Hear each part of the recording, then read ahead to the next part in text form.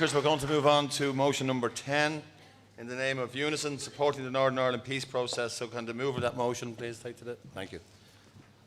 Thank you. Conference President Dennis Keating's Unison moving motion 10 on the Northern Ireland peace process. The trade union movement has long supported the peace process in Northern Ireland, and this motion is asking for support again at a critical time. I want to start with some positives. Northern Ireland has the highest trade union density in the UK. Our buses are public, our trains are public, our water is public. There are no privatised support service contracts in health, and there is no privatisation in our education system. When we last took strike action on the 13th of March, an online opinion poll run by a hostile newspaper returned a result of 89% of the public in support of public services taking strike action. On Saturday the 13th of June, 20,000 people marched through the streets of Belfast in support of equality and civil marriage.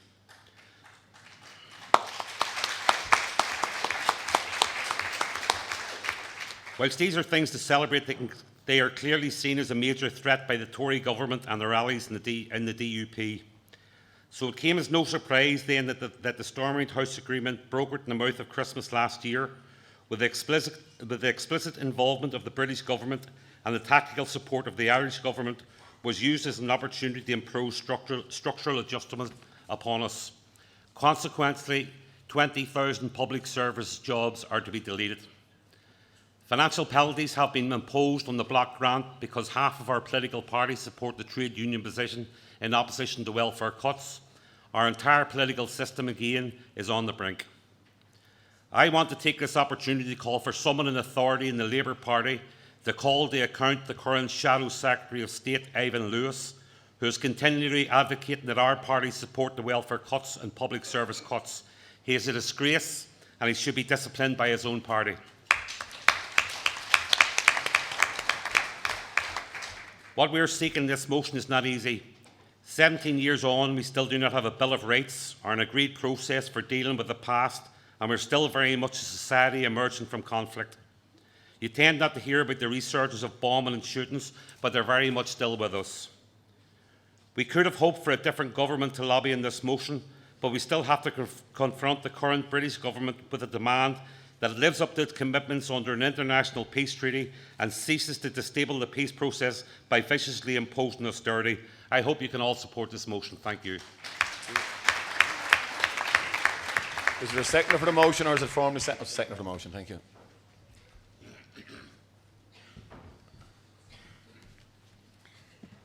Delegates President Margaret McKee Unison, second motion 10 on the peace process. Over the past year, my union, Unison, has been part of mass protests against our dysfunctional government, growing racism and racist violence, attacks on public services, welfare benefits and pay, and will continue to do so. Now we're witnessing homophobic attacks are on the increase, and the worst and most persistent violence is against women. However, the elephant in the room is sectarianism and sectarian violence.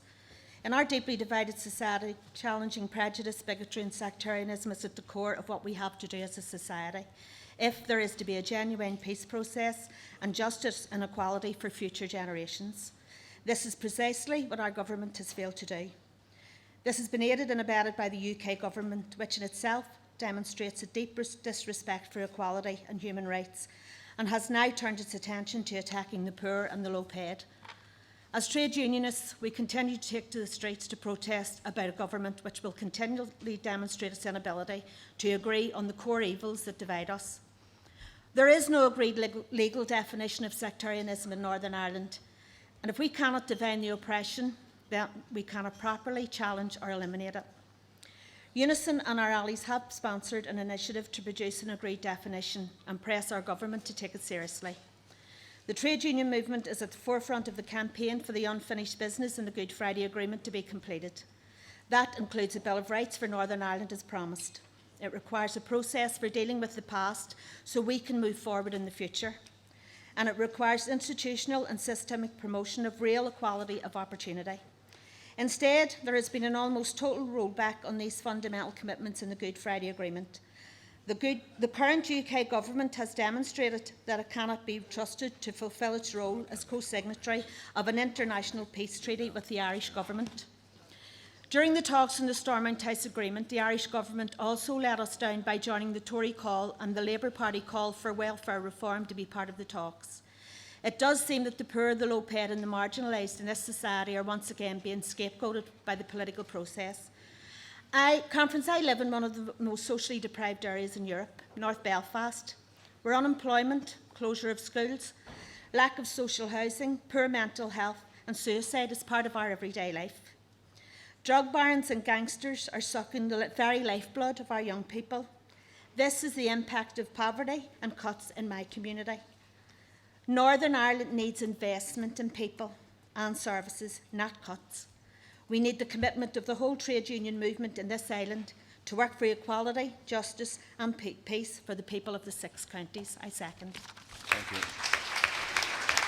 Are there any other speakers on motion 10?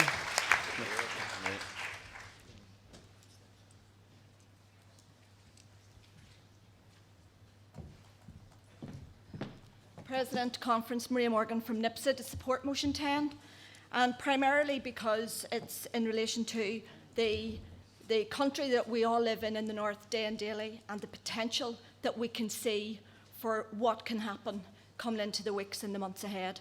And I say that in particular in relation to the welfare cuts, post-conflict. That's the society that we are. There are high levels of suicide, there are high levels of mental health issues that are a legacy of the conflict from which we're emerging, and we can't forget that. And that's one of the very proud reasons that I think that this movement, and particularly the Northern Ireland Committee, have opposed very vigorously the welfare cuts coming from the Tories and coming out of the Assembly. Just want to make a point as well about the borrowing in the Stormont House Agreement to make 20,000 public sector jobs redundant. That is one of the central planks of the Stormont House Agreement. However, if we drill down into it and take, for instance, as an example, in the area that I represent, NIPSA, in the Northern Ireland Civil Service, 2,500 jobs are to go in 1 year, the 15-16 budget year. And how they're getting rid of the workers in those jobs is to use a ranking system where the cheapest will go. And the cheapest will be the people at the older end of the scale, but also the younger end of the scale. And that is how they're going to find how you get rid of workers cheaply. But what that means is young people may take that because it's voluntary before it becomes compulsory, and they might take that redundancy and go now. But what it also means is they are jobs that we will never get back. So young people coming out of school won't have those public sector jobs to go into, primarily the 2,500 in the civil service this year, but fundamentally the 20,000 public sector jobs that will go over the next year are going into 2 years. I'll finish on this, President. We have a very volatile situation in the north.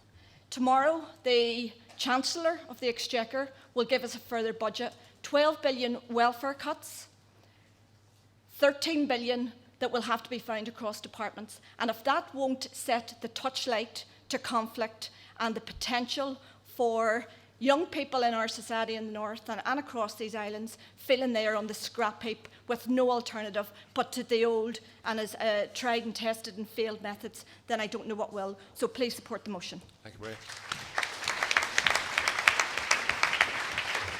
Seeing no more speakers on motion number 10, we're now moving. Oh, is there? Sorry, apologies. See you over there. Go ahead.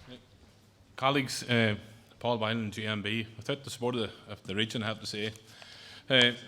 Colleagues, President, you know, at the end of the day, it's okay standing up here and criticising the politicians, and I'm not here. It's going to be an unpopular statement to make, but there's only so much certain politicians can do with the confines of financial difficulties is within the remit of the organisations. You mean, so while I totally support the motion, you know, I have to say to you, colleagues, we have there's a lot of politicians who support public services, and you know, and Peter here will back me in saying the only way to make the difference is to join the GMB. So support the motion.